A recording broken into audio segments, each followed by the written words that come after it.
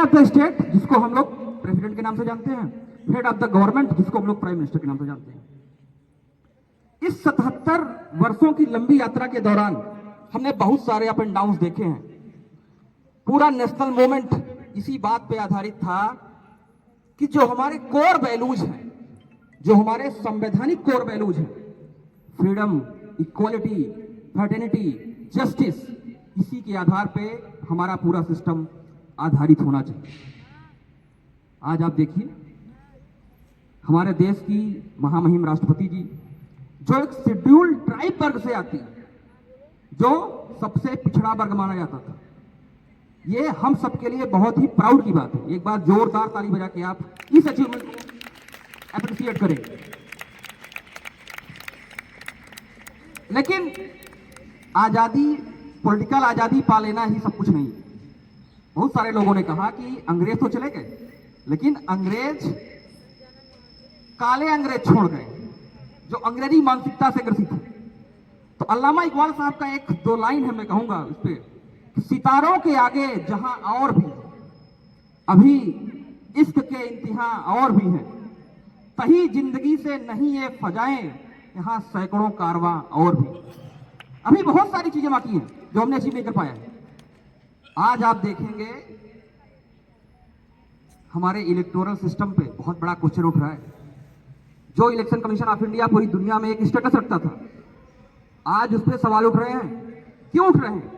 क्योंकि as a citizen कहीं ना कहीं हम अपने कर्तव्यों से विमुख हो रहे हैं। हम सरकार से सवाल नहीं पूछ पा रहे। सरकार का विरोध करना देश का विरोध करना नहीं होता, लेकिन आज ये बना दिया कि जो सरकार के आलोचना करे, सरकार का विरोध करे, वो देश विरोधी हो गया। ये सरासर गलत बात है। अपने देश को, अपने संविधान को, अपने कॉन्स्टिट्यूशनल वैल्यूज को बचाने के लिए आपको आगे आना पड़ेगा, बोलना पड़ेगा, सरकारों के खिलाफ बोलना पड़ेगा। सबसे बड़े वॉचडॉग सिटीजन होते हैं, और जब सिटीजन ही भक्त हो जाएं तो खतरा बढ़ जाता है। बाबा साहब भीमराव अम्बेडकर ने एक बात कही थी कि जीवन में या धर्म में भक्ति आपकी आध्यात्मिक उन्नति का मार्ग हो सकती है, लेकिन राजनीति में भक्ति तानाशाही का मार्ग प्रशस्त करती है। तो अगर आप भक्त बन गए किसी एक पार्टी के, किसी एक व्यक्ति के, तो समझ लीजिए जो हमारे महापुरुषों ने एक लंबा संघर्ष के बाद, वो कहा सर ने भी, कश्ती निकाल के जो लाए हैं, वो खतरे में आ जाएगी।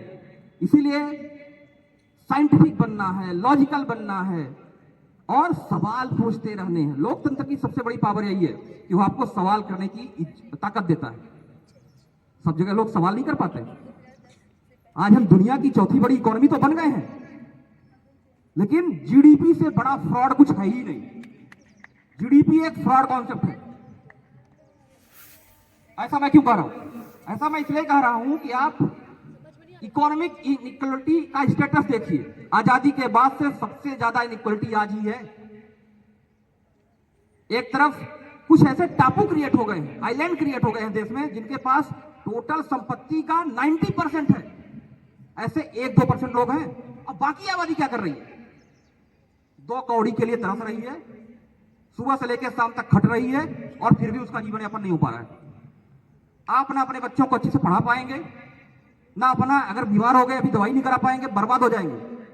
सारे जितने भी ब्यूरोक्रेट हैं, नेता हैं, सबके बच्चे इंडिया में पढ़ ही नहीं रहे। आप देखिए सबके बच्चे फॉरेन में हैं, बाहर हैं, और आपके परिवारों के लिए यहां विष घोला जा रहा है धर्म के आधार पे, जाति के आधार पे। क्यों? क्योंकि उनके बच्चों को तो यहां रहना है नहीं। वो आएंगे भी तो सीधे लॉन्च हो जाएंगे पॉलिटिक्स में। और आपने देखा होगा बहुत सारे बच्चे ऐसे आते हैं जो नेताओं के बच्चे सीधे मंत्री बन गए, सीधे विधायक बन गए, और आप लोग जमीन पर झंडा उठा के जय जय जय जय करते ही रह जाओगे। सर बार बार हमसे कह रहे हैं कि संक्षिप्त करिए, संक्षिप्त करिए, तो मैं संक्षिप्त कर रहा हूं, ठीक है। और इस उम्मीद के साथ अपनी बात को खत्म कर रहा हूं कि आप लोग अपने कर्तव्यों का निर्वहन करेंगे। As a institution, as a teaching profession, हम लोगों का बड़ा कर्तव्य है कि हम अपने बच्चों को ऐसा तैयार करें कि वो सवाल पूछ पाए, घबराएं नहीं, डरे नहीं। सबसे बड़ी जिम्मेदारी हमारी है कॉलेज और स्कूल की कि ऐसे लीडर तैयार करें। आज यहां लीडरशिप को खत्म करने का प्रयास होता है पूरे देश में। आप देखिए पर्सनालिटी कल्ट बना दिया जाता है। एक ही आदमी के इर्द गिर्द सारी पॉलिटिक्स होनी चाहिए, एक पार्टी में एक व्यक्ति, ऐसा नहीं होना चाहिए।